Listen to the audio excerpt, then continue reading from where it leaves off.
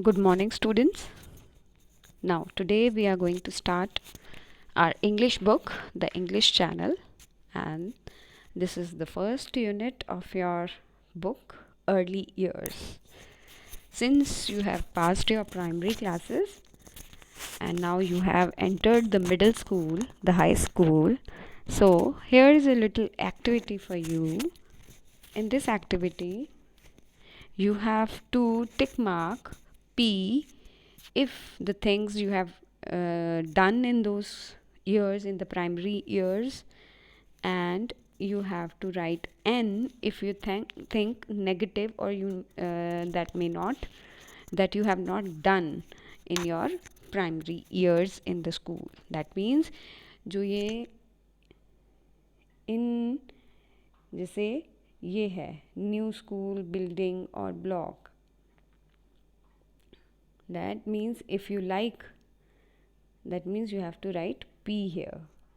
Or like you have a now in the high school you have a bigger library, you have to write P here, that means positive. So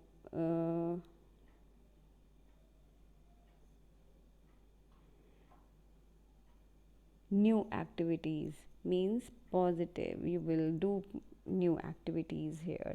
So in this way you have to do this activity. And now in the next activity, this you can write it in your notebook also, or if you want to write here on the book you can write कि जो kindergarten में थे, जब आप KG class में थे, first day of your school था, जैसे किंडरगार्टन में आप गए तो आपने अपना स्कूल शुरू किया, तो you can write my first day at school. तो क्लास 1 की कोई मेमोरी आपको अगर याद हो, you can take help of your parents of course. Class 2 की, क्लास 3 की, ऐसे ही क्लास 4 की एंड क्लास 5 की. सो all these things, all these two activities you have to do. Now in this unit we have a poem. That poem name is problem solving. Problem solving means to solve a problem. In our everyday life we face many problems. जैसे you want to go to your friend's house, your mom is not ready for that, and you tell your mom that you will do everything which will make her happy, so that she agrees to send you to your friend's house. So this is problem solving, that you had a problem, that your mama was not ready to send you to your friend's house. Now how did you solve it? By agreeing to do whatever she says to you. So this is problem solving.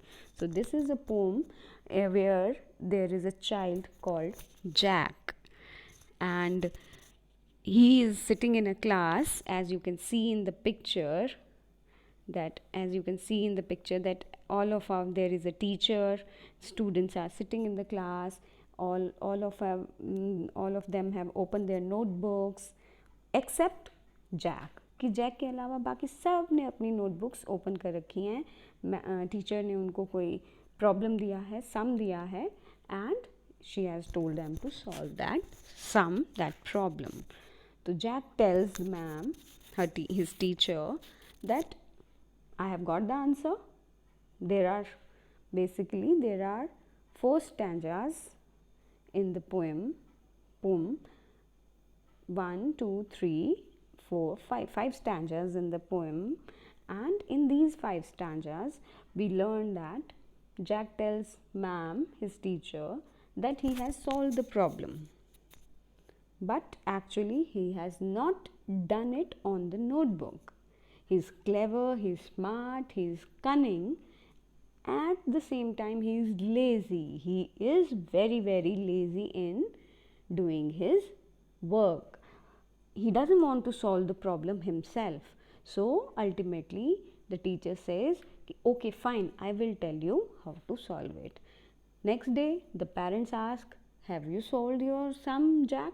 Jack says, yes, I have done it, but I did not do it myself. I my teacher told me how to do it, कि मैंने अपने आप solve नहीं किया मगर मेरी teacher ने बताया. So this is the pome all about. Now look at, there is a little activity given to you. So if you see, so there are two pictures, two problems given to you. Problem one is leaking roof. So there are two pictures given to you. Now you have to tick mark which picture gives you permanent solution to the problem. कि एक picture में you will get the roof repaired, or you will put a bucket under the leaking roof. You will have to tick mark the correct option, the correct picture which shows a permanent solution to your problem, right?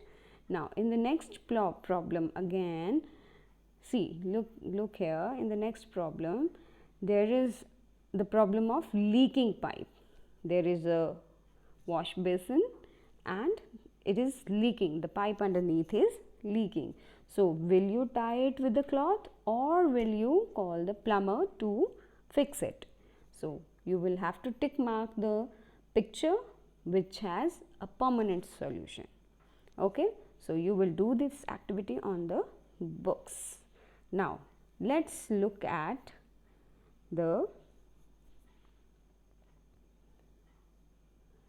about the author.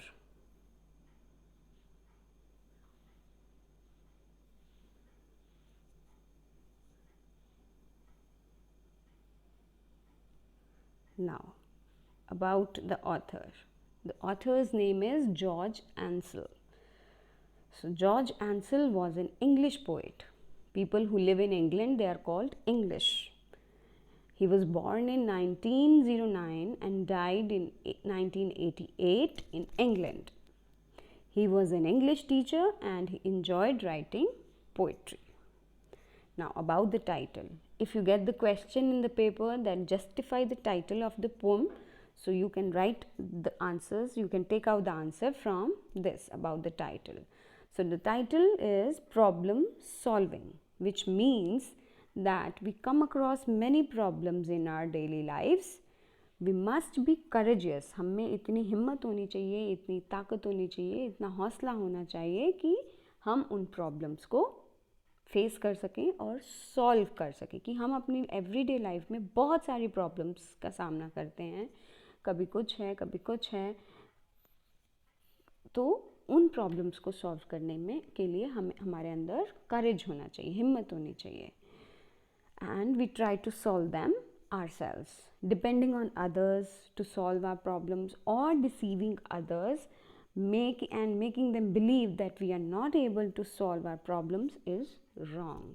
Just as Jack did in the poem, that he deceived his teacher. Deceived means cheated his teacher in believing that he was not able to solve the problem himself. So that's why the teacher told him the answer of that problem. So that is wrong.